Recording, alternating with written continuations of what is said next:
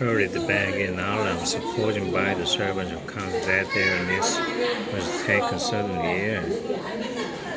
But satisfying them instantly on the head, she eagerly communicated the cause of their sermons in the two letters aloud and dwelling on the postscript of the last with trembling. Sermon in the two letters aloud and dwelling on the postscript of the last with trembling energy.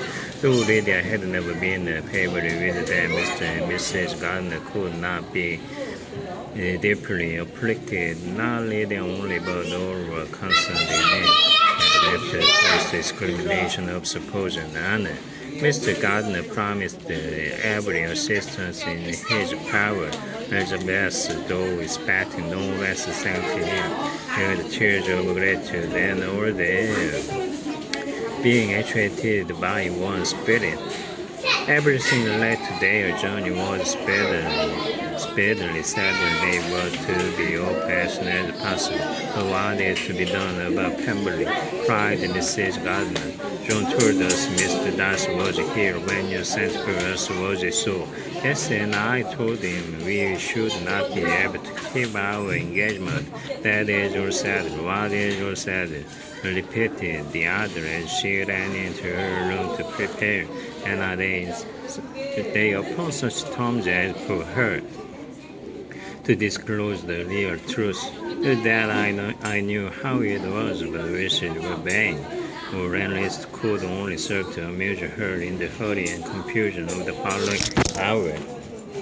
Chapter 47. I have been thinking it over again, Elizabeth said her uncle, as they drove from the town and really upon serious consideration. I am much more inclined than I was to judge as you are this sister does on the matter. It appeared to me so very unlikely that any young man should form such a design against a girl who is by no means unprotected or friendless, and who was actually staying in his colonel's family, that I am strongly inclined to hope the best. Who was actually staying in his colonel's family, that I am strongly inclined to hope and the best.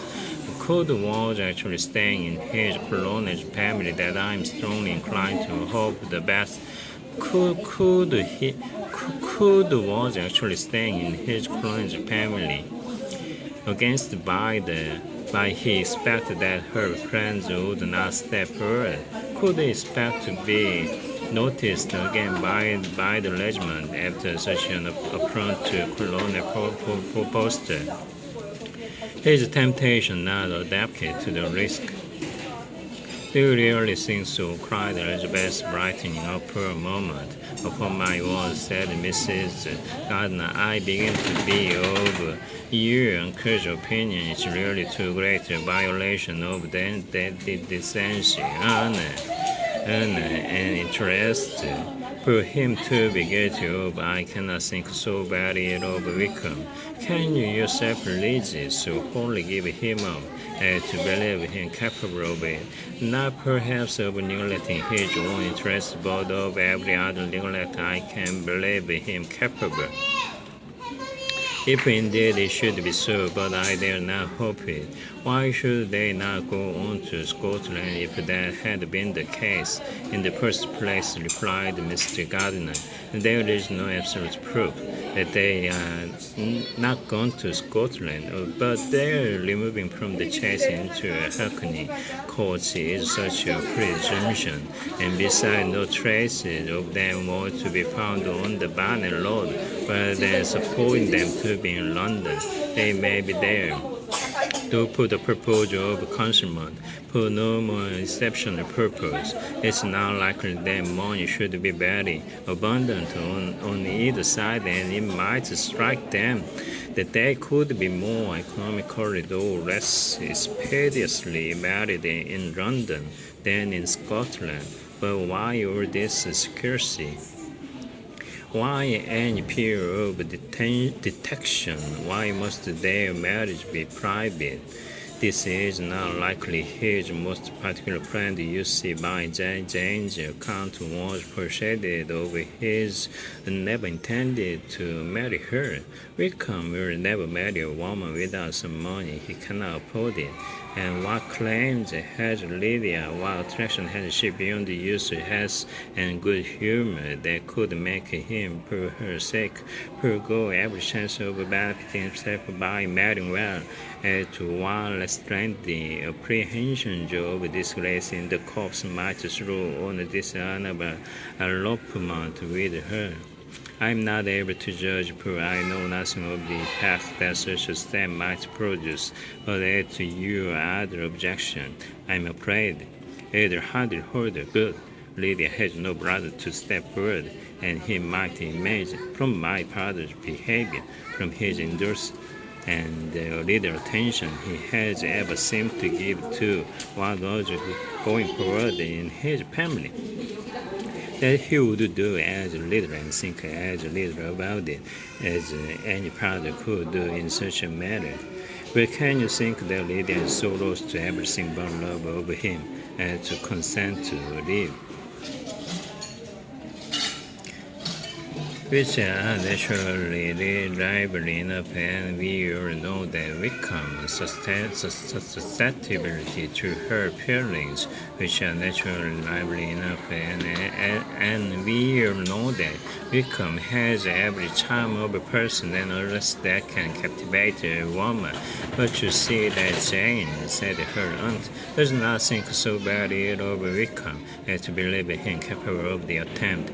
Of whom does Jane ever think ill?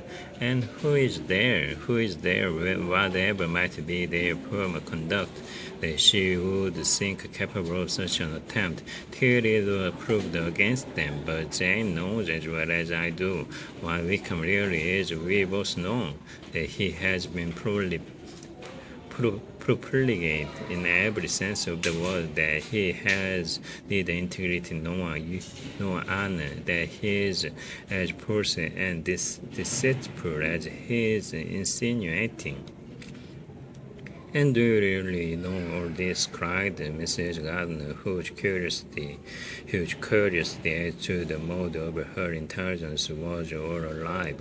I do, indeed, replied Elizabeth, coloring. I told you the other day of his infamous behavior to Mr. Darcy, and you yourself, when Leicester and Longbourn heard in one manner, spoke of the man who had behaved with such forbearance and liberality toward him.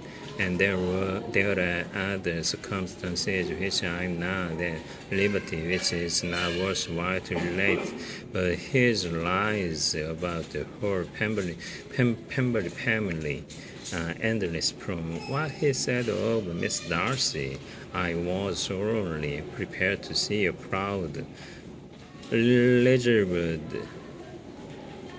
this ugly girl, yet he knew to the contrary himself. He must know that she was as amiable and unpretending as we have found her. But does Lydia know nothing of this? She be ignorant of virtue, and Jane seems so well to understand it.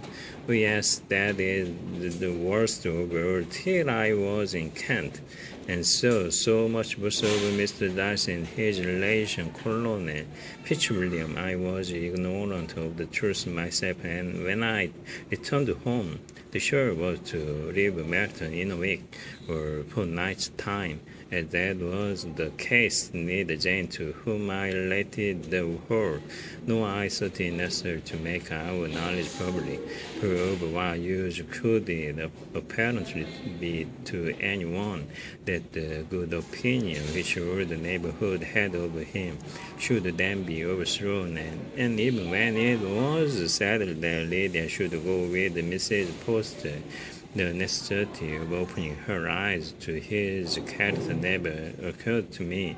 That she could be in any danger from the deception never entered my head.